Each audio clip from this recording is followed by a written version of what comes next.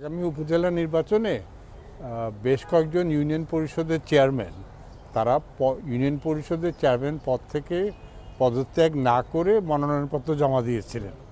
তো election commission, returning officer, appeal authority তারা সবাই তাদের নির্বাচনে অযোগ্য ঘোষণা করেছে এই কারণে যে তারা ইউনিয়ন পরিষদের চেয়ারম্যান থেকে পদত্যাগ করেন নাই।